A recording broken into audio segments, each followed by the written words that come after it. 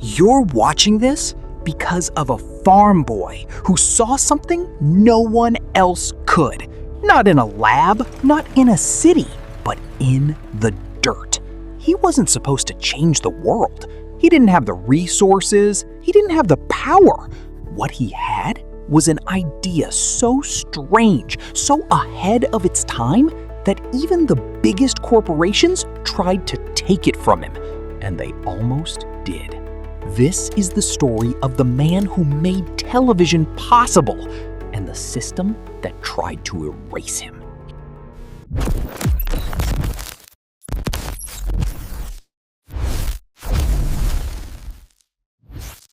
Philo Farnsworth, a name you've probably never heard before. And yet, if you're watching this video, you owe that ability almost entirely to him. This is the story of the man who invented modern television and was almost erased from history. Philo Taylor Farnsworth was born in 1906 into a modest family in Utah, United States. He didn't grow up surrounded by privilege, elite institutions, or cutting-edge laboratories. In fact, his environment was the complete opposite: rural, practical, and focused on survival. But what Farnsworth lacked in resources, he more than made up for with something incredibly rare: the ability to visualize complex systems in his mind with astonishing clarity. From a very young age, he was fascinated by electricity. While other children played, Farnsworth took apart machines, studying them, experimenting with them, trying to understand not just what they did, but why they worked. He wasn't just curious. He was building a mental model of the invisible world. The turning point came when he was just 14 years old. One day, while working in a field, plowing rows into the soil, Farnsworth noticed something most people would ignore: the clean, parallel lines left behind by the plow. But to him, those lines weren't just marks in the dirt. They were a pattern, a system, a possibility. In that moment, he had a breakthrough idea. What if an image could be broken down the same way, line by line, row by row? And if each of those lines could be converted into an electrical signal, then the entire image could be transmitted, not mechanically, but electronically. The next day, he went to school and drew the entire concept on the classroom board: a complete electronic television system. His teacher didn't just see a smart student. He saw something much rarer: someone who was already operating years, if not decades, ahead of his time. At that point in history, television was still more fantasy than reality. The only existing systems were mechanical, based on spinning discs and primitive scanning methods. They were inefficient, blurry, and fundamentally limited by their design. The idea of a fully electronic system, that was something no one had successfully built. Except Farnsworth believed it could be done. And more importantly, he believed he could do it.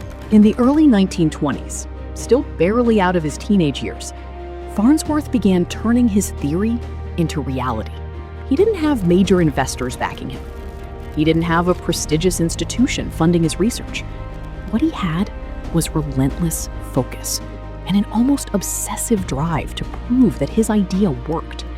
He built prototypes, tested concepts, failed repeatedly, and kept going until, in 1927, at just 21 years old, he achieved something no one else had: the first successful electronic television transmission. The image itself was simple, a straight line, but the implication was massive. He had done it, using a device he invented himself, the image dissector. This wasn't just another component, it was the core of the entire system.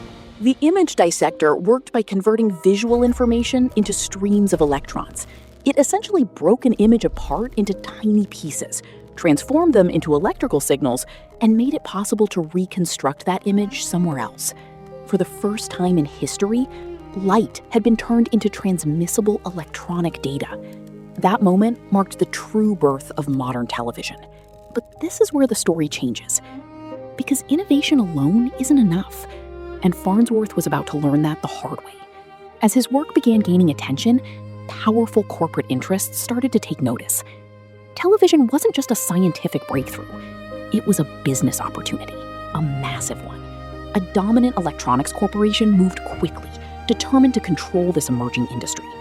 Its leadership understood exactly what television could become, a technology that would reshape communication, entertainment, and influence on a global scale. There was just one obstacle. They didn't invent it. Farnsworth did. What followed was not a collaboration. It was a confrontation. The corporation attempted to challenge Farnsworth's patents, arguing that his ideas weren't entirely original, that similar concepts had existed before, and that they had the right to develop the technology themselves.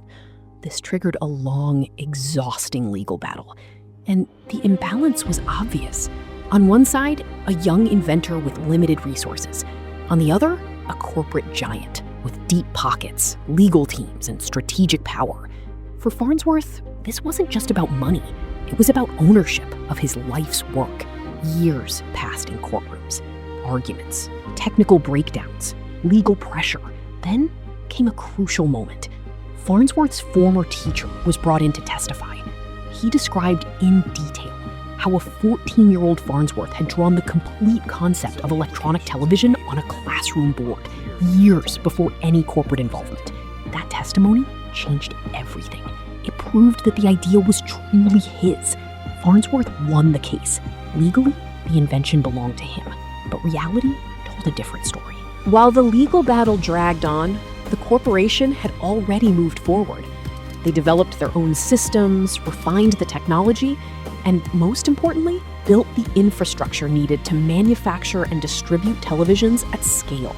So even though Farnsworth had won in court, he lost control of the industry. Television began spreading rapidly across the world. Homes, cities, entire countries. It became one of the most powerful communication tools in human history. And the profits? They flowed elsewhere. Farnsworth, meanwhile, struggled. Financial pressure, ongoing disputes, recognition that never fully matched his contribution. The stress accumulated over time, and it changed him. He became increasingly disillusioned, watching a world built on his invention move forward without him at the center of it. But even then, he didn't stop thinking, didn't stop inventing. In the later part of his life, Farnsworth shifted his focus to something even more ambitious: nuclear fusion. He developed a device known as the Farnsworth-Hersh fuser, an early attempt at achieving controlled nuclear fusion, essentially trying to replicate the energy process of stars here on Earth. It was an idea far ahead of its time, and once again, largely overlooked. Even today, variations of his fuser design are studied, replicated, and used in experimental settings, which tells you something important. Farnsworth wasn't a one-hit inventor. He was a system-level thinker, a pioneer operating consistently ahead of his era. But by the time of his death in 1971, he was not widely celebrated. No massive recognition. Historians, engineers, content creators, all rediscovering a simple truth. Modern television didn't emerge from a corporation. It came from the mind of a teenager, staring at lines in a field and asking a question no one else thought to ask. What if images could be broken down and rebuilt somewhere else? That question changed the world. Every screen you look at, every broadcast you watch, every video you consume traces back to that moment. Philo Farnsworth didn't just invent a device. He created a new way for information to move, a new way for stories to be told, a new way for humanity to see itself. And for decades, almost no one knew his name. Now, you do. If this was worth your time, hit like, subscribe. More stories like this one are coming. Got a question? Leave it below. I spent my life looking for answers,